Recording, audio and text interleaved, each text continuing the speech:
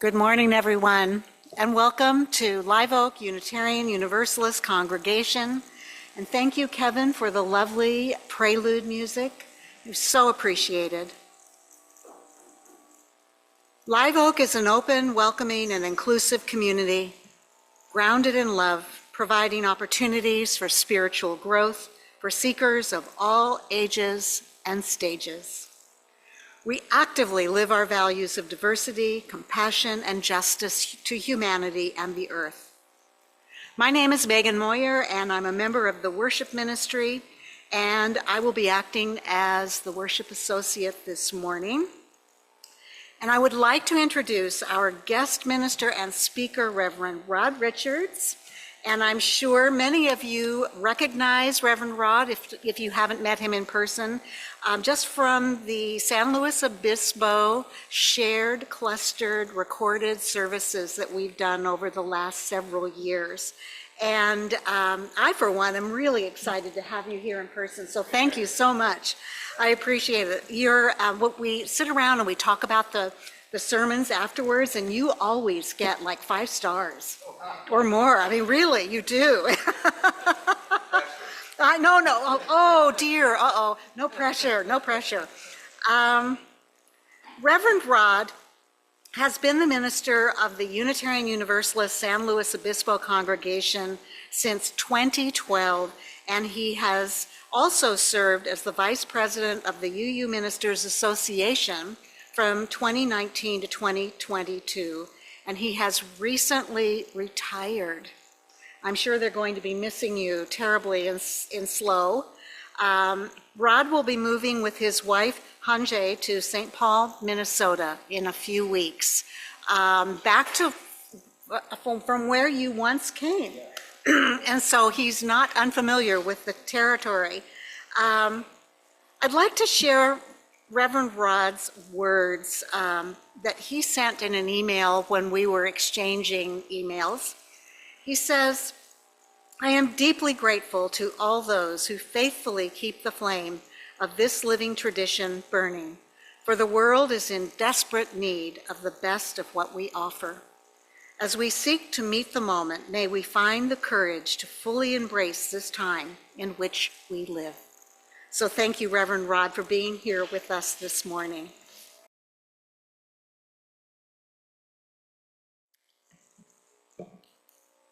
It is wonderful to be with you today, and I share these words for our call to worship from Kalidasa. Look to this day, for it is life, the very life of life. In its brief course lie all the verities and realities of your existence. The bliss of growth, the glory of action, the splendor of achievement are but experiences of time. For yesterday is but a dream, and tomorrow is only a vision. But today, well lived, makes yesterday a dream of happiness, and every tomorrow a vision of hope. Look well, therefore, to this day. Such is the salutation to the ever-new dawn. Come, let us worship together.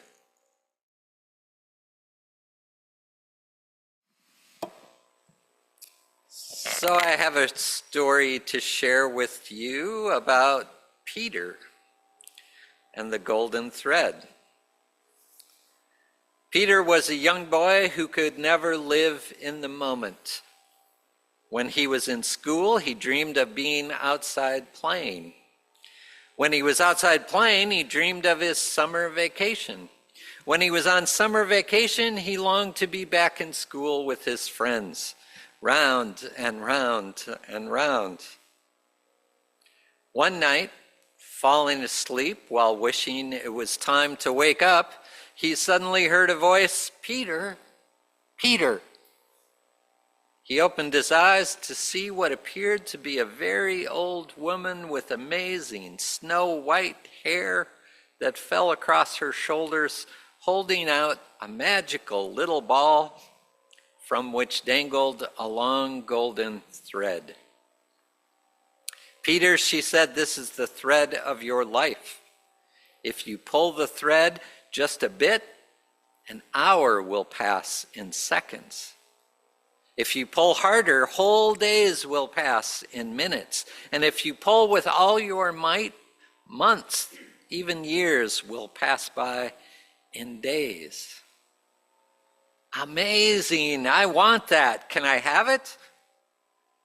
The woman handed him the thread and promptly disappeared. The next day, as Peter was sitting in the classroom feeling restless and bored, he pulled a little bit of the golden thread and quickly found himself playing outside.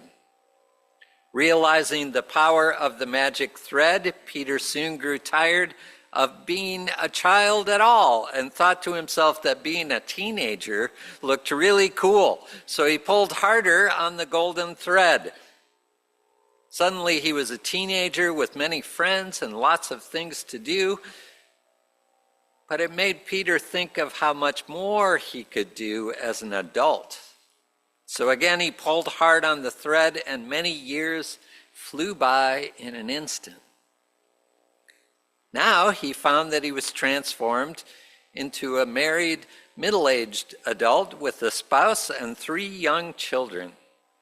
That was a lot to handle, and it didn't seem like he had any time for himself. Maybe when the children have grown, he thought, maybe then I'll have some time to enjoy life. So once again, he pulled on the magic thread and waited for the changes to appear, and pulled again impatiently, but he pulled a little too hard. He now found that he was a very old man. His wife had died a few years earlier. His children had grown up and left home to lead lives of their own. Peter tried to remember some cherished moments, and he realized that he had zoomed right past them all with the help of the golden thread. He couldn't remember playing with his kids or walking at night with his wife. He had never planted a garden or read those wonderful books his mother had loved to read. Instead, he had hurried past wherever he was so that he could get to where he thought he wanted to be. Peter grew very sad at this discovery. He went to sleep that night wishing that he could rewind all the thread he had pulled, and before he even had time to fall asleep, he heard a vaguely familiar voice calling out to him, "Peter, Peter." It was the old woman who had given him the ball with the magic golden thread many years earlier. "So, Peter, how'd you like the gift?" she asked with a knowing smile. "At first it was fun, but now I hate it," he responded bluntly. "My whole life has passed before my eyes without giving me the chance to enjoy it. Sure, some of it would have been sad or boring or hard, along with those times that would have been fun and joyful and exciting, but I haven't had the chance to experience any of it. I feel empty inside. I've missed the gift of living." "You definitely messed things up," the old woman said, "but lucky for you, I'll grant one more wish. I'd like to go back to being a child, being the age I really am, and really live my life this time." And he fell back asleep, worrying that it was all a dream. "Peter, Peter." When he opened his eyes, he was absolutely delighted to hear his mother's voice calling his name this time. Peter realized that his wish had indeed been granted, and he was himself again. "Hurry up, Peter. You don't want to be late for school."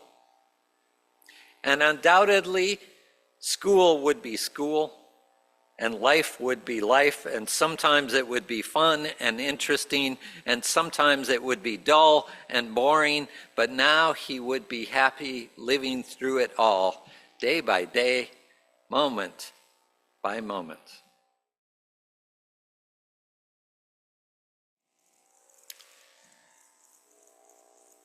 Author, filmmaker, and film historian Kevin Brownlow shared a story some years ago about a Swedish cameraman who is lining up a beautiful shot in his viewfinder, and he exclaims, "Oh, this is so wonderful. I wish I was here."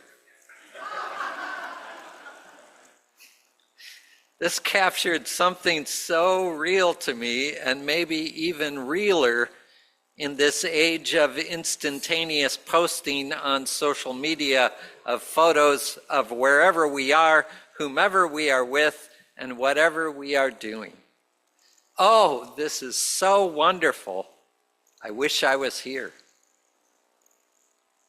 I wish I was here because the wish and often the failure to be here, fully present to this moment, to be here now, that challenge has followed me throughout my life. Long before social media was a thing, and without even the assistance of the cameraman's viewfinder, this challenge to be here has followed me throughout my life, and I have not always been up to the challenge. But it came to me recently that as I look back on my life thus far, any regrets I carry do not finally revolve around things I wish I'd done or things I wish I hadn't. No, the regrets I carry revolve around those times that I feel I was not fully present to whatever was happening in the moment. To look back and remember events and encounters and journeys and conversations and relationships and moments, and to sometimes hit a snag in my recollections, to become aware of a nagging thought, to let myself feel this wish that comes bubbling to the surface. Oh, that was wonderful.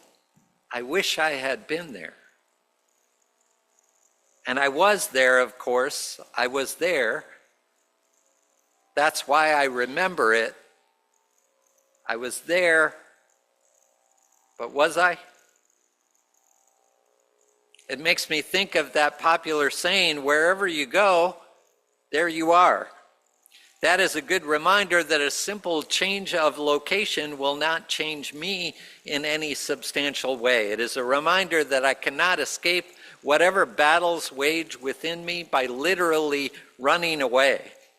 However, in the context of being here, being present, it is not a given. I have found, to my regret, as I have mentioned, that I can go somewhere and not necessarily be there. And when I look back over that variety of times and circumstances in my life and ask myself, was I there? Was I really there? I find that too many times the answer would have to be, nope, not quite there, not all there, because my mind was caught up with regrets or worries or anxiety over tasks undone. My emotions were embroiled in something that happened somewhere else with someone that was not actually present. My attention was clouded by distraction or distorted by detachment.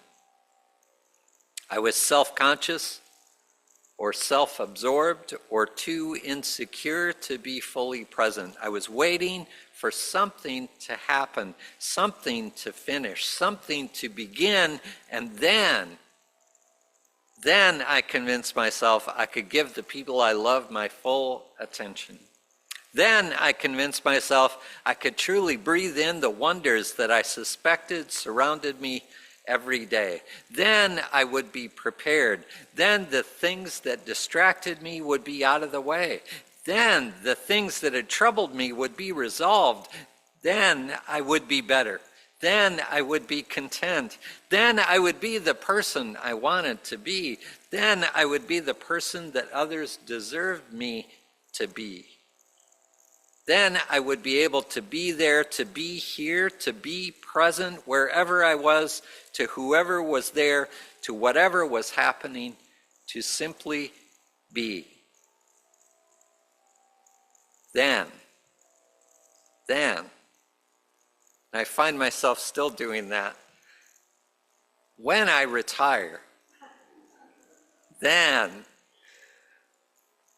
when we finish packing, then, when we finally get to Minnesota, then I would be prepared to enter into this moment. But those moments just keep happening regardless of how prepared I consider myself to be based on some measurement that eludes me whenever I try to pin it down.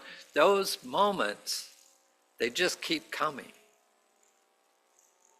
And those moments are the times I most regret, those unexcused absences. Not that I imagine I would have been able to do anything heroic, not that I imagine that being present would have changed the trajectory of my life, not even that I imagine things could have been different, but only that I would have been there and experienced more fully the wondrousness of this existence, even at the most painful times. The wondrousness, yes, how awesome, I say. How painful, how difficult, how effortless, how puzzling, how clear, how amazing. I wish I was here. I wish I could have been there. And I was there, of course, and sometimes I wasn't. And it took me a little while to realize that the regret I carry, regret itself, was another spiral into the very syndrome I was regretting. It is one thing to notice the problem, to me, of my unexcused absences, and quite another to hold on so tightly to my remorse over the fact that I carry my regrets into each new day, each new experience, distracting me, pulling me away from this moment, this right here, right now. To hold on to regret will assure that I pile up more regrets for later. My mind indeed plays tricks on me. There was a special issue of Life magazine, if anyone remembers Life magazine, came from 1988, and it asked various writers and actors and celebrities the question, what is the meaning of life? And I love Leonard Nimoy's response to the question, what is the meaning of life? I'm assuming he was channeling Mr. Spock of Star Trek fame when he replied, I find the question, why are we here, typically human. I'd suggest, are we here would be the more logical choice. Are we here? He didn't change the question much. He simply took out the first word, why. Not why are we here, but rather, are we here? Before I worry about the reasons for this experience of existence, let's first confirm that I am experiencing this existence. And further, I should realize that wrapping myself up in asking why can easily pull me away from experiencing the existence that I am striving to understand. I may come to grasp some small part of the wondrousness of life only to find myself saying, amazing. I wish I was here. This is one of the reasons I think that Buddhism reminds me to return to my breaths, to be aware of my breathing, confirms that beneath and beyond my search for the meaning of life, I am indeed actually living it. It is a gift to myself, to others, to the world, to practice being present, to really be here when I am here, when I wake up from my distractions, when I wake up to regular old daily life. It is nothing extraordinary. It is supremely ordinary, which upon waking up can be seen as extraordinary indeed. Among the many wonderful stories in the book of Genesis in the Hebrew Scriptures, there is one you may remember about Jacob. Whereas he wanders from place to place after he leaves his family, he stops at a nondescript location, places a stone under his head for a pillow, falls asleep, and he dreams of a ladder set upon the earth reaching to heaven, with angels ascending and descending upon it. This is where the song, which is in our hymnal, "We Are Climbing Jacob's Ladder," comes from. But I love the part, he woke up from his sleep and he said, "Surely the Lord is in this place, and I did not know it." And he was afraid and said, "How awesome is this place? This is none other than the house of God, and this is the gate of heaven." And I read that and I wonder if anyone else traveling past this place would notice any difference. If it would look like anything like what Jacob suddenly could see. This, they might ask, throwing their arms out, this place is the house of God, the gate of heaven, and it may be twisting the story a bit and discrediting the importance of the dream that Jacob had, but I think maybe he just woke up to the extraordinary that exists right here in the ordinary. The extraordinary that I so often pass by on the way to somewhere else. The extraordinary in this moment that we are sharing. The extraordinary that is right here. But am I? Am I here? And stories like this can lead me back to my breaths, can pull me into this moment, whether I'm watching a sunset or washing dishes, or both. And also, what can pull me into this moment are songs like the one we sang earlier, Blue Boat Home. I've been sailing all my life now, never harbor or port have I known. The wide universe is the ocean I travel, and the earth is my blue boat home.